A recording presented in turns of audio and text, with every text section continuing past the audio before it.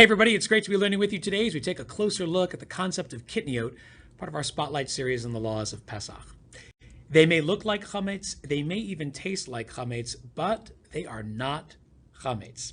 In today's lesson, we'll take a closer look at Kitniyot and understand exactly what does and does not fall under the category of special food products that are subject to some of the laws of Chametz, but not all of them.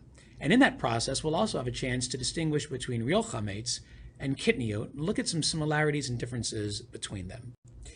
The Torah's definition of Chametz is very clear.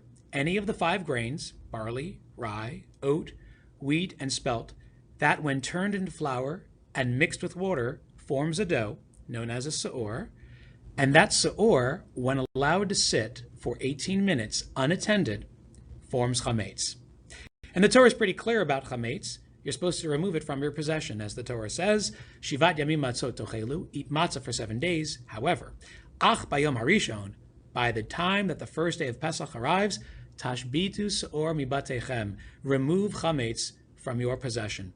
And from that word tashbitu, we are taught that we are not allowed to possess any chametz, nor are we allowed to eat any chametz, even though the prohibition against eating comes from a different source in the Torah. Now, even though most of our bread products come from the 5 grains, barley, rye, oat, wheat, and spelt, there are other products that grow an awful lot like the way these 5 grains grow, and when they're processed, look a lot like these 5 grains when they're processed, and these belong to a category called Kitniyot, from the shorish of katan, meaning small. Some classic examples of Kitniyot include rice, corn, sesame, and chickpeas, but the official definition of Kitniyot is the following.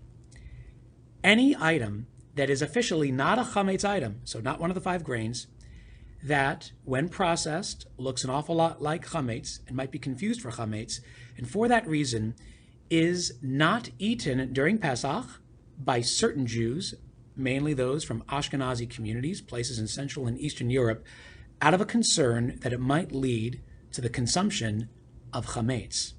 Now, there are some pretty specific differences between real chametz and Kitniyot, which is just kind of like a Chametz Imposter. But let's explore those differences now so that we have a clear understanding of what is and what is not Kitniyot and what to do with them on Pesach. You see, real Chametz, it's pretty clear according to the Torah, can't be eaten at all by anybody. Doesn't matter which part of the world your family ancestry is from. And in addition to that, you can't benefit from that Chametz at all during Pesach, nor can you own or possess that Chametz at all during Pesach. But that's not quite the case with Kitniyot. Only certain people, like I said, those from Ashkenazi communities, adopted the custom, not the law, to avoid eating Kitniyot during Pesach. And even though those Ashkenazi Jews will not eat Kitniyot, they may in fact own them and can even benefit from them, as in feeding them to animals, during the holiday. The reason for this custom will be explored in class, but here are 3 major reasons for why Ashkenazi Jews adopted the practice to not eat Kitniyot during Pesach. First, like we mentioned, Kitniyot look an awful lot like chametz, because when they're processed, it's very hard to distinguish the flour of something that is Kitniyot based and the flour of something that is chametz based. In addition, Kitniyot grows in the same parts of the field where chametz may be grown, and might actually get mixed in with chametz in the time that that actual chametz is processed, so that even though you might think you're eating Kitniyot, you might actually be eating chametz.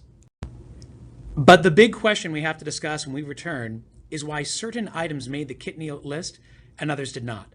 Some items, like corn and rice, are universally accepted as Kitniyot and therefore are not eaten on Pesach by Ashkenazi Jews.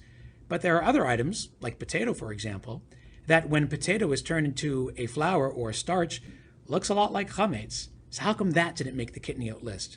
That's a question we'll discuss some more when we return to class.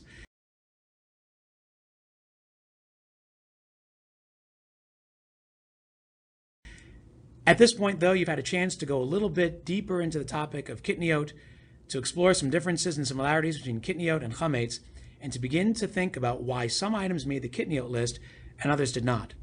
When we return to class, we'll go through some hands-on learning and demonstration to sharpen this understanding. Looking forward to going through that with you when we return.